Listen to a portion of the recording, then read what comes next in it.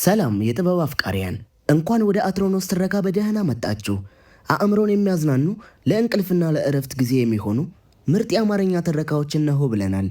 ቻናላችንን ሰብስክራይብ በማድረግ የትረካ ቤተሰብ ይሁኑ። አብራችሁን ስለሆናችሁ እናመሰግናለን። መልካም ቆይታ። አትሮኖስ። እግረ መንገድ ከስብሐት ገብረ እግዚአብሔር። የአፄ በካፋ ብልሃት። በልጅነቱ የበካፋ አስተማሪ ዝነኛውን ቅኔ የምንለውን የቃላት ጥበብ የፈጠረው ተዋናይ የተባለው ሊቅ ነበር ይባላል። ከዕለታት አንድ ቀን በዚያም ዘመን ልማድ ተዋናይና ተማሪው አጠገብ ላጠገብ ሆነው ወገባቸውን ሲሞክሩ ወይም ሲጸዳዱ በአዲስ አበባኛ ቋንቋ ምን አለ በለኝ አንድ ቀን ትነግሳለህ ልዑል ሆይ አለው መምህሩ። በካፋም ታላላቅ ወንድሞች ነበሩትና የመንገስ ዕድሉ እጅግ የመነመነ መሆኑን በማወቅ አይመስለኝም ሲል መለሰ። እሽቶ ጊዜ ያሳየን የለ ይልቅ ምስራቹን አስቀድሜ ስለነገርኩ ስትነግስ ምን ትሸልመኛለህ? የፈለግከውን። ዓመታት አለፉ። እግዚአብሔርም በረቂቁ ጥበብ በካፋን አነገሰው። ተዋናይም የቀድሞ ተማሪውን የአሁን አፄውን እንኳን ደስ አለህ ይለው ዘንድ ወደ ግቢ ሄደ።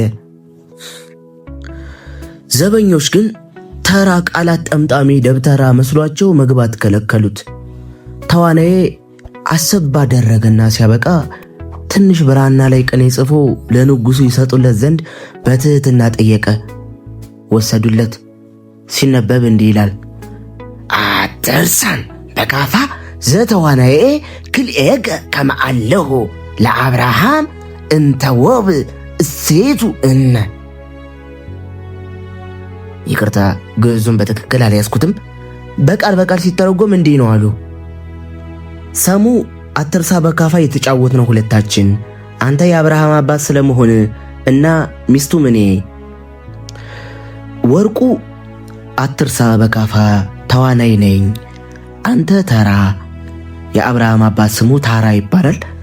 እኔ ሳራ፣ የአብርሃም ሚስት ስሟ ሳራ ነው። የተጫወትነውን በካፋም እሱና መምህሩ እዳሪ ወጥተው ሲጸዳዱ የተባባሉትን አስታወሰ። ተዋናይ እንዲያስገቡ ታዘዘ። በገባው ቃል መሰረትም መምህሩ የፈለገውን ሸለመው። እንግዲህ ተዋናይስ ምንስ ፈለገ? ምንስ ተሸለመ? የነገረኝ ሰው የለም። የደብረ አለቃ አድርጎ ሾመው ይሆን ወይስ ምን? ገና መልስ ያልተገኘለት ጥያቄ። አፄ በካፋ ስላገዛዙ ሕዝብ ደስ ይበለው ወይስ ደንታ ይኖረው ማወቅ ይፈልግ ነበር። ጠቢቡ የሰለሞን የልጅ ልጅ ልጅ ልጅ የሕዝቡን የልብ ትርታ በቀጥታ ይለካ ዘንድ ወደደ። ስለዚህም የተራ ሰው ልብስ ለብሶ ለብቻው ከቤተ መንግሥቱ ይወጣና ወደ ልዩ ልዩ ስፍራዎች እየሄደ ከሕዝብ እየተቀላቀለ ስሜታቸውን ይሰልል ነበር። አሁንም ከዕለታት አንድ ቀን በካፋ እንደ ተራ ዜጋ ሆኖ ብቻውን አንድ ወንዝ ሲሻገር አንድ ሰውዬ ልብስ ሲያጠብ አገኘ። ከሰላምታ በኋላ በካፋ መንገድ አድክሞኛልና ባኮት ነጠላዬን አብረው ይጠቡልኝ አለው። እሺ ምን ገዶኝ ያምጡ አለው። የድሮ አበሻ ሰው አክባሪ እንግዳ ተቀባይ ነዋ። እያጠቡለት እያለ የሰውየውን ስምና መንደሩን የት እንደሆነ በካፋ ካወቀ በኋላ በጨዋታ በካፋ ጥሩ ንጉሥ ነው ወይስ መጥፎ ሲል ጠየቀ። አፄ በካፋ በጣም ጥሩ ንጉሥ ናቸው፣ 1000 ዓመት ይንገሱ። ይገርሞታል። እኔ ግን የሰማሁት በጣም የተለየ ነው። የጠላት ወሬ ሰምተው ይሆናል። ምን የጠላት ወሬ? ኧረ እሱ ከነገሰ ወዲህ ፍትህ ጠፋ። የግፍ አገዛዝ ሰፈነ ሲባል ነው የምሰማው። ግፍ ይሉሃል፣ የደግ ንጉሥ ማጥፋት ነው ይልና ሰውየው ብድግ ብሎ በካፋን በጥፊና በቡጢ በእርግጫ ካገላበጠው በኋላ ነጠላውን ሳይሰጥ ያባረዋል። ከጥቂት ቀን በኋላ የንጉሥ ወታደሮች መጡና ያንን ሰውዬ ወደ ቤተ መንግሥቱ ወሰዱት እና ዙፋን ላይ ማን ተቀምጦ ያያል? ወንዙ ጋር የደበደበው ባለጌ ስም አጥፊ።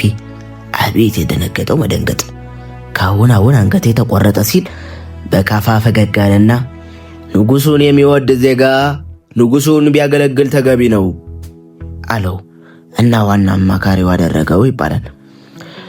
እንደገናም ከዕለታት አንድ ቀን በካፋ እንደ ልማዱ ተራ ሰው መስሎ ሲጓዝ በድንገት ታመመና መሬት ላይ ተጋደመ። አንድ ሩህሩህ ሰውዬ በዚያ ሲያልፍ አገኘውና ወደ ቤቱ ወስዶ መደቡ ላይ ያስተኛው። በካፋ በጽና ታመመ። ሰውየው እጅግ የተዋበች ልጅ ነበረችው። እሷም በሽተኛውን በብዙ እንክብካቤና ፍቅር አሳመመችው። እሱም ከሷ ፍቅር ያዘው። ደንብ ነዋ። መቼም እግዚአብሔር ደግ ነው።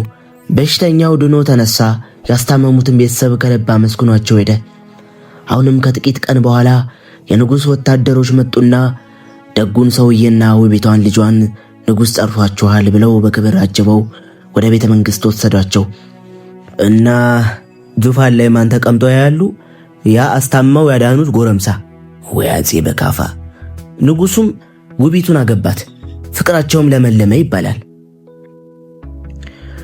ሌላም ይባላል ንግሥት ሻህራዛድ 1001 ሌሊት ውስጥ የምትተረካቸው የዓለምን ምናብ ያስገረሙት ተረቶች ውስጥ እንደምናነበው ሃሩን አልራሺድ የተባለው ተወዳጅ የባግዳድ ንጉሥ ልክ እንደ በካፋ ተራ አረብ የመሰለ የሕዝቡን የልብ ትርታ ያደምጥ ነበር። ይሄው እንግዲህ እግዚአብሔሩ ጥበቡን ቢሻው ለአይሁድስ ንጉሥ ግን ጥበብ ይሰጠው አይስጠው ገና የታወቀ ነገር የለም። ሊሰጠውም ይችላል። ለሱ ምን ይሳነዋል?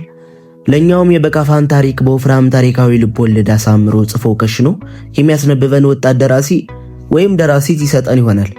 ካልሰጠንን መቼስ ምን እናረጋለን? ተመስገን ብለን ነው እንጂ። እስከዚያው ግን እግዚአብሔሩ ለፈረንጅ ንጉሥ ጥበብ እንዳልሰጠው የታወቀ ነው። ደሞ ፈረንጅስ ጥበብ መች ፈለገና ምን ሊያደርግለት? ሳይንስና ቴክኖሎጂ ያለለት። እንግዲህ ከሳይንስና ቴክኖሎጂና ከጥበቡ የቱ ይበልጣል? መልስ የሌለው ጥያቄ። ታኅሳስ 2 1987 ስብሐት ገብረ እግዚአብሔር